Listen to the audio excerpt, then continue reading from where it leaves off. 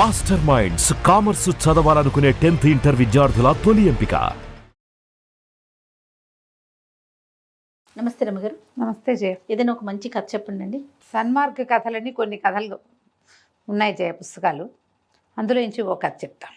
దైవానుగ్రహం. పూర్వం ఒక సాధువు ఒక ఆయన ఒక పర్వతాగ్రం మీద తపస్సు చేసుకుంటూ ఉండేవాడు. ఆయనకి పెద్ద జీవితం మీద ఆసక్తి లేదు, ఏం లేదు, సంసారం ఎప్పుడో త్యజించేశాడు.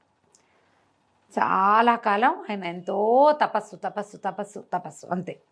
ఎవ్వరూ లేరు ఆ కొండ మీద, ఆయన ఒక్కరే ఉండేవారు. దిగి కిందకి కొంచెం ఒక పక్కకి దిగి అక్కడ ఏదో కోనేరు ఉంటే అక్కడ స్నానం చేసేవారు. స్నానం సంధ్యావందనాదులు అక్కడ ముగించుకొని ఏదో అగ్నికార్యం చేసుకుని తపస్సు చేసుకునేవారు. ఏదైనా దొరికితే తినేవారు. తపస్సే ఆహారంగా కూడా ఉండేవారు. అయితే ఏమైందట, ఒకనాడు ఐశ్వర్యానికి అధిష్టాన దేవత అయిన అమ్మవారు అతనికి ప్రత్యక్షమైంది. ఈ సాధువుకి ప్రత్యక్షమై, నాయన, నీ కర్మ పరిపక్వత చెందింది, నీతో కొంతకాలం నేను ఉండాలి, నా అనుగ్రహంతో ఉండాలి నీకు, నిన్ను అనుగ్రహించడానికి వచ్చానని చెప్పింది. నేను అన్నాడమ్మా, నువ్వు సంపదలకు అధిష్టాన దేవతవి, నాకెందుకమ్మా సంపద, నేనేం చేసుకుంటాను? నీ సంపద కోసం, నీ అనుగ్రహం కోసం అగచాట్లు పడుతున్న వాళ్ళు బోళ్ళెంతమంది ఉన్నారు, పరితపించిపోయేవాళ్ళు. అడుగులకు మడుగులెత్తడానికి ఎంతోమంది ఉన్నారమ్మా, వాళ్ళల్లో ఎవరినైనా ఒకళ్ళని ఉద్ధరించు, నాకు అక్కర్లేదు అన్నాడు. అంటే ఆవిడ ఒప్పుకోవాలి. కాదు నాయన, కర్మకి నువ్వు బద్ధుడివే, నేను బద్ధురాలనే. నేను కూడా ఇప్పుడు నిన్ను అనుగ్రహించవలసిన సమయం ఇది, నేను అనుగ్రహించి తీరాలి, దీంట్లో నుంచి నేను కూడా తప్పుకోలేను. నువ్వు ఇంత తపస్సు చేసావు, నిన్ను నేను అనుగ్రహించాలి, కాబట్టి నన్ను నీతో ఉండనివ్వు, నేను నీతోటే ఉంటాను, నీకు చాలా అనుగ్రహం లభిస్తుంది, నాది నీకు సంపద వస్తుంది, రాజానుగ్రహం లభిస్తుంది, చాలా గౌరవ మర్యాదలు లభిస్తాయి, అద్భుతమైన జీవితం ఉంది నీకు అన్నది. నాకు అవేం వద్దమ్మా అన్నాడు. వద్దన్నా సరే అవి ఉంటాయి నాయన, అంతేను, నేను నీతోటే ఉంటాను. ఈయన నవ్వొచ్చింది, అతనికి సంతోషించాడు. సరేలేమ్మా, నీ అనుగ్రహాన్ని నేను ఎందుకు కాదనాలి? అయితే ఏనాడైతే నా మీద నుంచి నీ అనుగ్రహం తప్పిపోతుందో ఆనాడు నాకు తెలియజేయమ్మా అని చెప్పాడు. అలాగేనని దేవి అంతర్ధానం చెందింది. మర్నాడు ఈయన కొండ మీద నుంచి దిగి కోనేటిలోకి వచ్చాడు. స్నానం చేసి వెళ్తుంటే రాయిట్ట బద్దలై ఆయన చూస్తుండగా అందులో నుంచి ఒక గిన్నె ఇంత పాత్ర, దాని నిండా బంగారం కనపడింది. ధనం లభిస్తుందని చెప్పింది అమ్మ, కనపడింది. ఆయనకి నవ్వొచ్చింది. ఎందుకు, నాకు ఏం చేసుకుంటా నేను? దాంతో తినేది లేదు, తాగేది లేదు, కట్టుకునేది లేదు, అనుభవించేది లేదు, ఎందుకు నాకు ధనం? దాన్ని పక్క నుంచి తప్పుకొని పైకి వచ్చేది. సాయంకాలం ఆయన తపస్సు అది అయిపోయాక వచ్చి ఆ గుహలో నుంచి బయటకు వచ్చి ఒక రాయి మీద కూర్చున్నాడు. ఆయన అట్లా కిందకు చూస్తుంటే దూరంగా రాజమహలు అవి కనపడుతున్నాయి. ఈయనకు ఒక లోపల నుంచి ఒక సరదా వచ్చింది.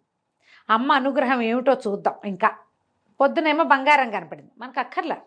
ఇంకా ఆవిడ చెప్పింది కదా, రాజాశ్రయం, రాజానుగ్రహం, ప్రజలు నేను జేజేలు పలుకుతారు, అడుగులకు మడుగులొత్తుతారు, ఏమిటో అది చూద్దామనుకున్నాడు. దిగి నడుచుకుంటూ వెళ్ళిపోయాడు. ఆ కొండంతా దిగి నడిచి మర్నాడు పొద్దున రాజుగారు సరిగ్గా లోపల సభ తీరి ఉండగా లోపలికి వెళ్ళాడు. ఈయన అలా లోపలికి వెళ్ళాడు సభలోకి. జనాలు చాలామంది కూర్చున్నారు. రాజుగారు తన సింహాసనం మీద ఉన్నాడు. ఎవరో మహానుభావుడు తేజస్వి నడిచొస్తున్నాడు, వచ్చాడు లోపలికని. ఆయన దిగి వంగిట్ట నమస్కారం చేశాడు. ఈయనకు ఒక గొప్ప సరదా వచ్చింది.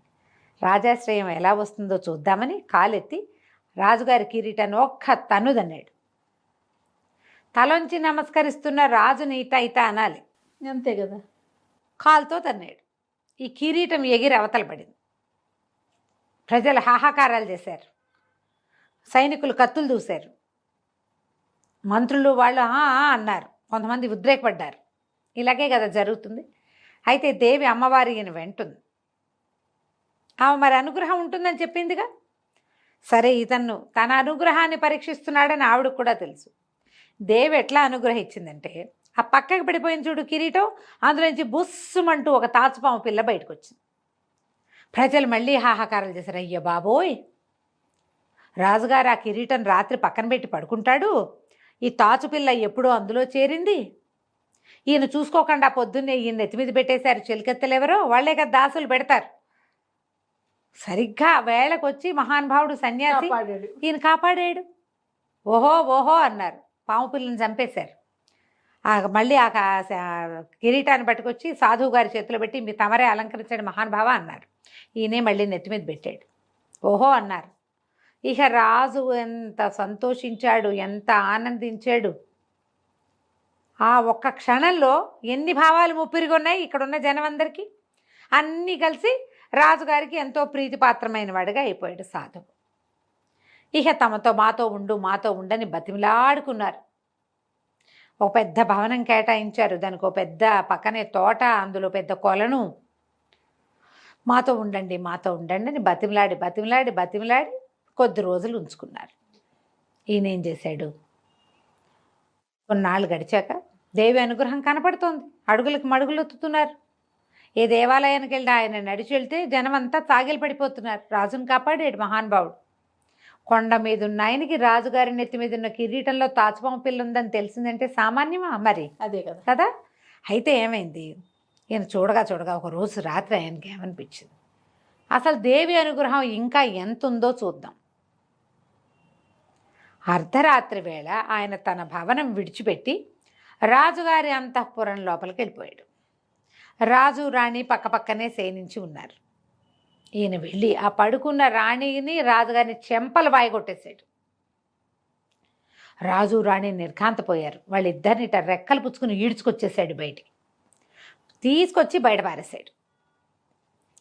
కాపలా వాళ్ళు పరిగెత్తుకొచ్చారు, అంతఃపుర రక్షకులు పరిగెత్తుకొచ్చారు, తృతీయ ప్రకృతులు కూడా ఉంటాయి, వాళ్ళంతా కూడా వచ్చారు, ఈటలు బారు చేసి పరిగెత్తుకొచ్చారు ఏదో జరిగిపోతుందని.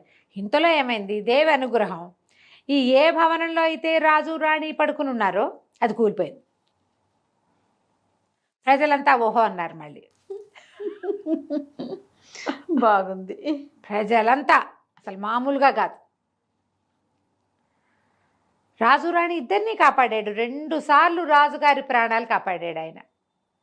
అందరూ అక్కడి నుంచి ఆ భవనం పడిపోయింది, దాన్ని ఎత్తారు. అవన్నీ ఈయన్ని మళ్ళీ ఇంకో ఓహో అన్నారు. ఇంకా కొంతకాలం ఉంచుకున్నారు.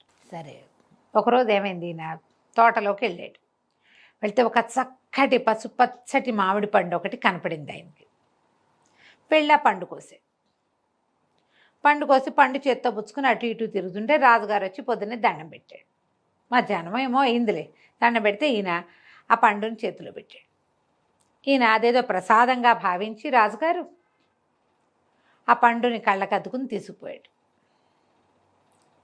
మర్నాడు తింటాడు. చీకటి పడింది. సాధువుకి కల్లో కనపడింది అమ్మవారు. నాయన, నా అనుగ్రహం సమయం అయిపోయింది, నేను వెళ్ళిపోతున్నా, ఇంకా నేను నీతో ఉండట్లేదు చెప్పి.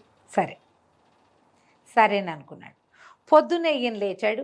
రాజుగారు కూడా ఉదయకాల స్నానం సంధ్య ముగించుకుని సాధువు గారు ఇచ్చిన మామిడి పండుని కొరికాడు. ప్రసాదం కదా, స్నానం ముగించుకుని తిందామనుకున్నాడు. ఎప్పుడైతే అది కొరికాడో అందులో ఏం విషం ఉందో తెలీదు. రాజుగారు కళ్ళు తిరిగి పడిపోయాడు. చేతులు అవి నీలంగా అయిపోయినాయి, పళ్ళు అవి రంగు మారిపోయినాయి. గందరగోళం నెలకొంది. రాణిగారు కేకలు పెట్టింది. సైనికులు పరిగెత్తారు, చెలికత్తెలు పరిగెత్తారు, వైద్యుల్ని పిలిచారు. ఈయన మీద విషప్రయోగం జరిగింది అని బయటపడింది. ఎక్కడిది విషప్రయోగం? పండు ఎక్కడిది? మామిడి పండు గురువు గారు ఇచ్చాడు. అంతే. వెంటనే వాళ్ళకి ఏమనిపించింది, 2 సార్లు కాపాడితే ప్రాణాలు ఆయన నెత్తి మీద పెట్టుకునేసరికల్లా ఆయన ఈ రాజ్యం హడపాయించేయాలని చూశాడు. రాజుకి తనని నమ్మించి విషప్రయోగం చేయబూనాడు. చంపేయండి, పెడరెక్కలు వెరిచి పట్టరండి సాధువుని అన్నారు. కానీ రాజు వారించాడు, వద్దు ఆయన ఇక్కడి నుంచి పంపించేయండి అనగానే పరిగెత్తుకుంటూ సైనికులందరూ వెళ్ళి సాధువు గారిని చేతులు పుచ్చుకుని బయటికి తీసుకొచ్చేశారు. కొండ దాకా తీసుకెళ్ళి విడిచిపెట్టారు. ఈ మంత్రి చెప్పాడు, ఏ సాధు, నీ వల్ల రాజు 2 సార్లు బతికాడని నిన్ను క్షమించి వదిలిపెడుతున్నాం, లేకపోతే నిన్ను అక్కడే అంతఃపురం దగ్గరే హతమార్చేసేవాళ్ళం. మళ్ళీ కొండ దిగి రావద్దు, మా రాజుగారి దగ్గరికి నువ్వు రావద్దు, వెళ్ళిపో. ఆయన నవ్వుతూ తన దారిని తన కొండెక్కి వెళ్ళిపోయాడు. భగవద్ అనుగ్రహం ఉంటే ఇలా జరుగుతుంది. ఎప్పుడైతే ఆ కాస్త అనుగ్రహము తప్పిందా అంతే సంగతి. అంతే. అనుగ్రహ శక్తి ఇలా ఉంటుంది. దేవుడు నిన్ను పూనుకున్నాడా, పూనుకుంటాడు. ఎప్పుడైతే ఆయన తన చెయ్యి నీ నెత్తి మీద నుంచి తీసేశాడో ఇంకేముంది, నీ ప్రమేయం లేకుండానే నువ్వు తప్పుల దారిలో పడిపోతావు. నువ్వు ఎన్ని తప్పులో చేసేస్తావు, ఎన్ని పొరపాట్లో చేస్తావు, ఎన్ని రకాల అగచాట్లో పడతావు. దైవానుగ్రహం అలాంటిది. భగవంతుడు ఉంటే చాలు. దీనికి తార్కాణంగా ఏం చెప్పారంటే ఆ కథలో, పాండవులు ఎన్నిసార్లు ప్రాణాపాయ స్థితిలోకి వెళ్ళారు. కానీ భగవానుడైన కృష్ణుడు వాళ్ళతోటి ఉండటం వల్ల అవును. తక్కువ మంది ఉన్నా కూడా వాళ్ళు యుద్ధాలు జయించారు. ఎంతో లౌకికమైన శక్తియుక్తులు ప్రజ్ఞాపాఠవాలు కలిగినటువంటి దుర్యోధనుడు దైవశక్తి ఆనుకూల్యత లేకపోవటం వల్ల ఓడిపోయాడు, మరణించాడు.